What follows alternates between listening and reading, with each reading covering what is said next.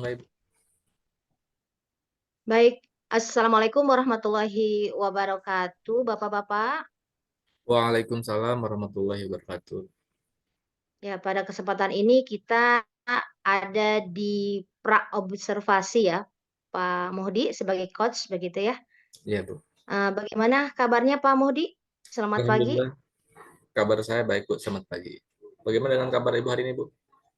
Ya, Alhamdulillah kabar saya juga baik, Pak. Senang mendengarnya Bapak dalam keadaan baik juga ya. Nah, hari ini Pak Muhdi akan melaksanakan coaching ya. Sebelumnya mungkin izinkan saya untuk menanyakan beberapa hal kepada Pak Mudi. Apakah Bapak berkenan? Iya, Bu. Saya berkenan, silakan. Ya, baik. Jadi peran saya adalah sebagai observer ya, yang akan mengamati proses coaching yang akan dilakukan oleh Pak Mudi begitu. Nah, kemudian dalam proses pengamatan tersebut, saya akan menilai sesuai dengan rubrik penilaian coaching, Pak. Ya, di antaranya apakah sesuai dengan alur tirta coaching yang Bapak lakukan nanti ya. Lalu apakah coaching yang Bapak lakukan nanti juga menerapkan tiga kompetensi inti dari teknik coaching. Ya, kita udah sama-sama tahu ya, di antaranya presence atau kehadiran penuh, ya, mendengarkan aktif dan memberikan pertanyaan-pertanyaan berbobot kepada coach, ya. Selain itu juga nanti apakah respon yang diberikan oleh coach itu sudah sesuai dengan pertanyaan-pertanyaan yang Pak Muhdi sampaikan. Dan yang paling penting juga nih Pak Muhdi, begitu ya, dalam menggali potensi dari Koci, tentunya Koci dapat menemukan solusi gitu ya, atau langkah-langkah terbaik dalam mengatasi permasalahan yang dihadapinya. Begitu. Nah, selanjutnya mengingatkan kembali ya kepada Koci begitu bahwa dalam proses coaching nanti begitu ya, harus sesuai dengan prinsip coaching yaitu kemitraan, percakapan kreatif, dan memaksimalkan potensi coaching. Baik, Bapak, sebelum proses coaching kita mulai, mohon maaf Pak, ada beberapa pertanyaan yang ingin saya tanyakan kembali.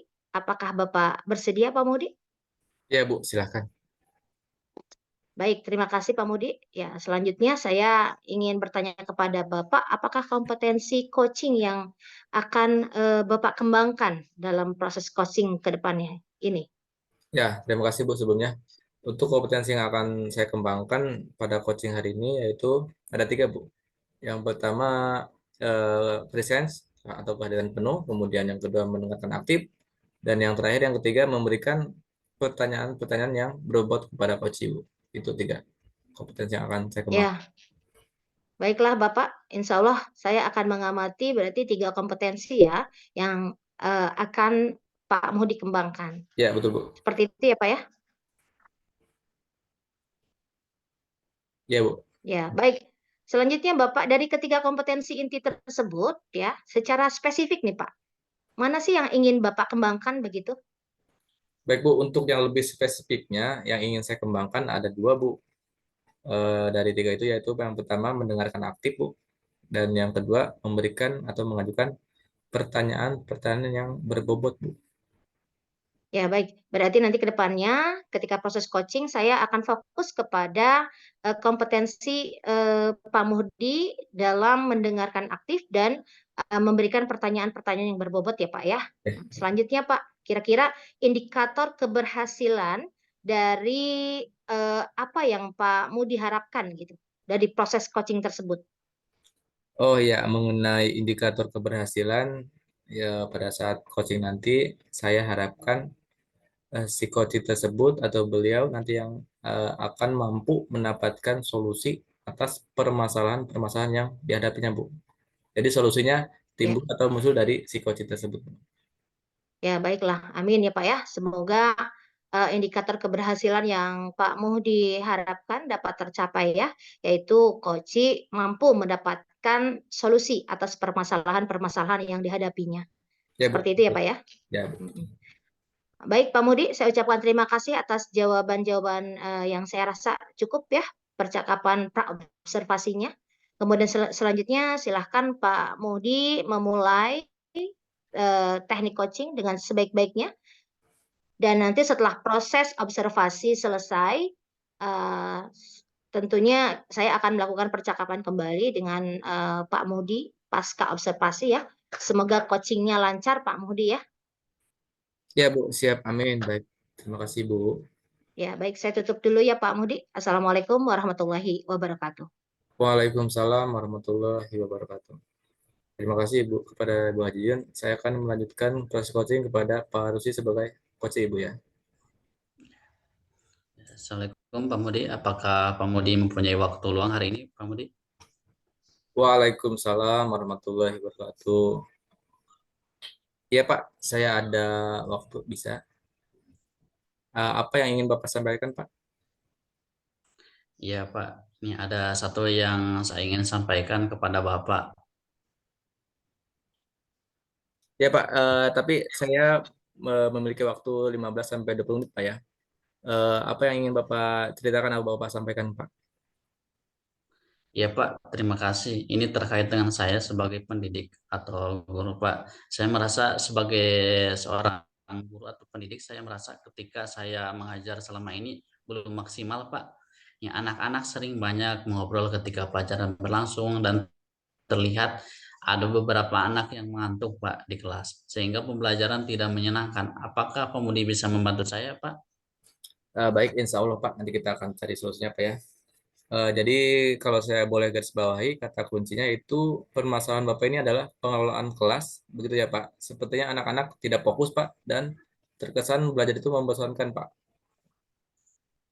Iya betul sekali Pak. Anak-anak sangat tidak fokus dan belajar kurang menarik. Mereka ikuti ketika pelajaran saya sehingga terkesan saya tidak menguasai kelas Pak.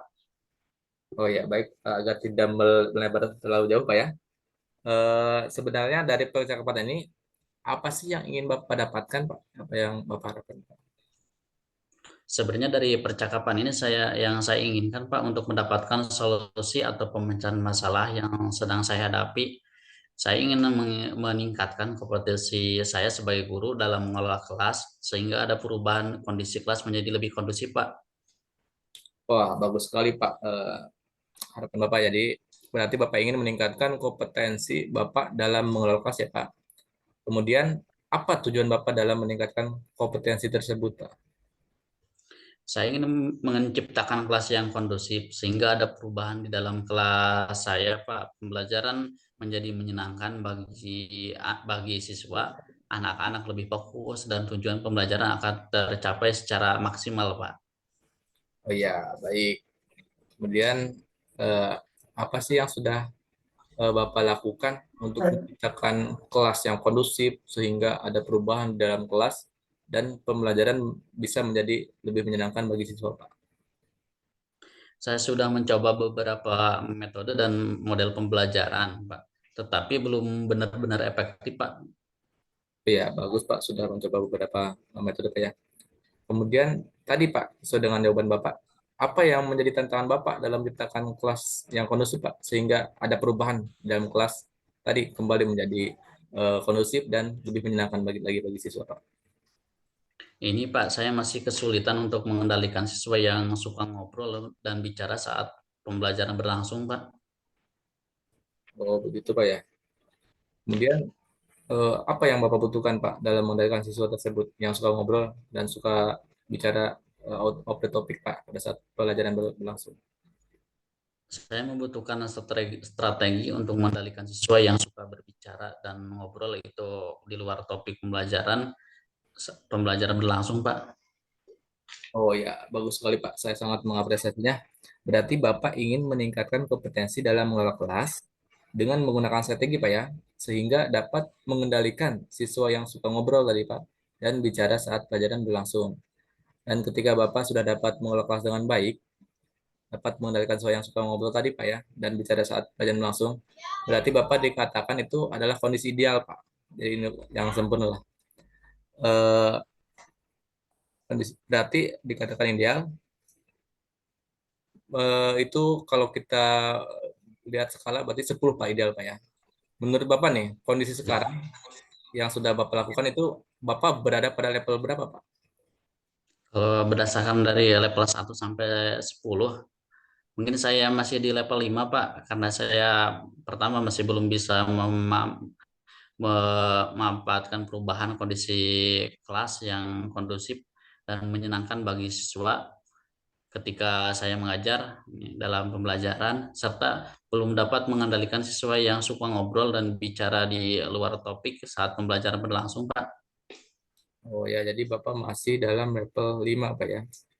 Jadi dengan kondisi sekarang ini kira-kira di level berapa yang Bapak harapkan? Dan apa yang Bapak tingkatkan agar ada perubahan signifikan dalam meningkatkan kompetensi tersebut, Pak? Mungkin bisa ditingkatkan sampai level 7 ya, Pak. Dan untuk lebih dari itu, mungkin saya agak kesulitan mengingat saya baru akan mencoba perubahan dengan secara bertahap, Pak. Ya, baik Pak, tidak apa-apa. Minimal kita ada perubahan, ada progres Pak ya. Dari 5 menjadi 7 juga ada perubahan. Baik. Mari kita bahas Pak, strategi untuk mengendalikan siswa yang suka bicara atau ngobrol saat pelajaran berlangsung. Pertama kita perlu tahu dulu Pak, dan kita harus paham dulu penyebabnya siswa itu suka bicara, apa itu Pak, kira-kira Pak? Mungkin pikiran saya karena mereka tidak paham akan materi pelajaran yang disampaikan oleh saya, mungkin, Pak. Jika jika demikian, kira-kira apa yang akan Bapak lakukan agar kita perlu memberikan penjelasan yang lebih jelas dan menarik kepada siswa, Pak?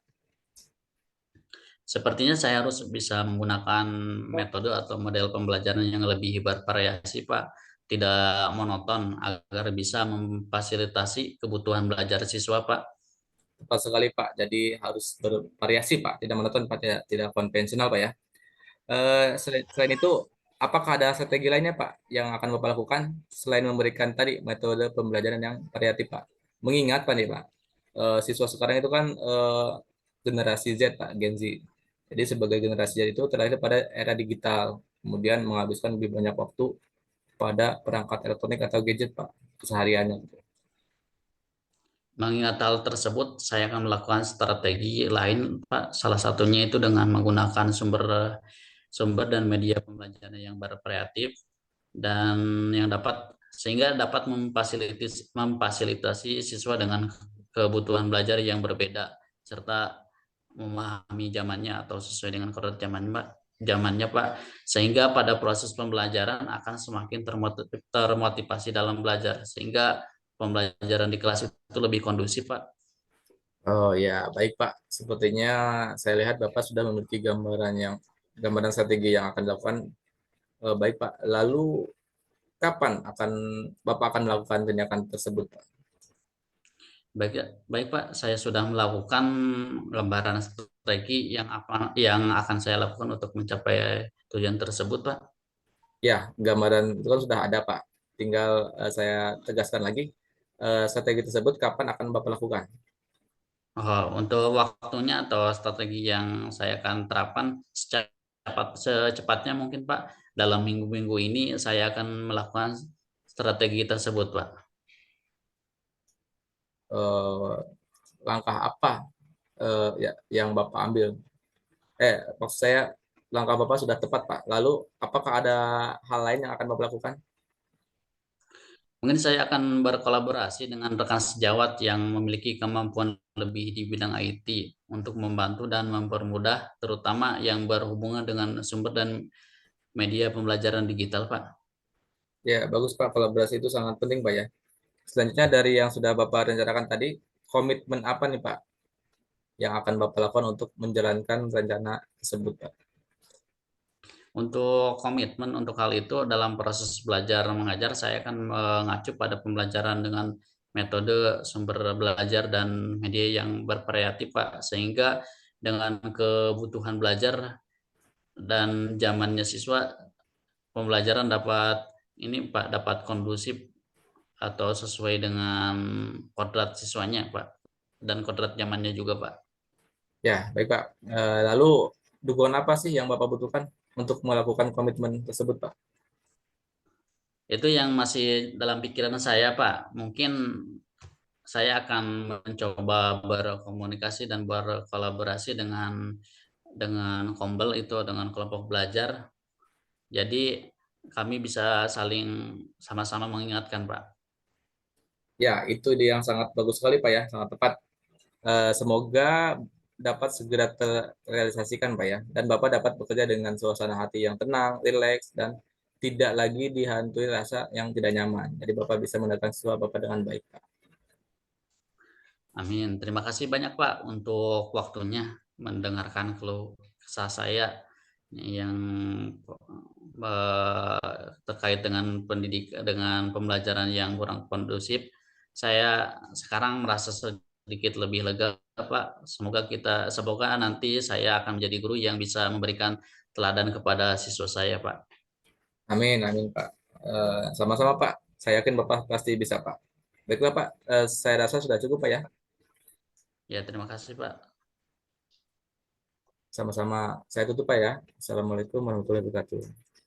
Waalaikumsalam warahmatullahi wabarakatuh. Baik, Bapak-Bapak, Pak Muhdi dan Pak Rusli, kita masuk ke tahapan berikutnya ya Pak, pasca observasi. Baik, dalam pasca observasi ini saya sebagai observer Pak. Pak Muhdi, bagaimana tadi Pak proses coachingnya? Alhamdulillah Ibu, proses coachingnya berjalan dengan baik dan lancar Bu. Ya, Alhamdulillah ya Pak Muhdi ya. Tadi saya juga mengamati kegiatan coaching yang Bapak lakukan. Alhamdulillah berjalan baik dan lancar ya Pak ya.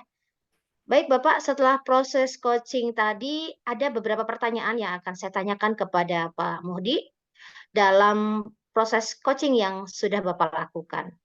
Ini terkait dengan indikator keberhasilan dari proses coaching tersebut Pak yang ingin Bapak capai itu. Bagaimana Pak? Baik Bu, jadi begini Bu, yang sudah saya rasakan Bu ya, pada saat coaching barusan tadi, saya merasa bahwa saya sudah melakukan sesuai dengan alur cerita Bu, di mana saya sudah menanyakan tujuan, identifikasi, kemudian rencana aksi, sampai dengan tanggung jawab. Di samping itu juga saya eh, banyak mengajukan beberapa pertanyaan yang berbobot Bu, sehingga saya rasa saya juga telah berhasil menggali potensi dari coaching tersebut.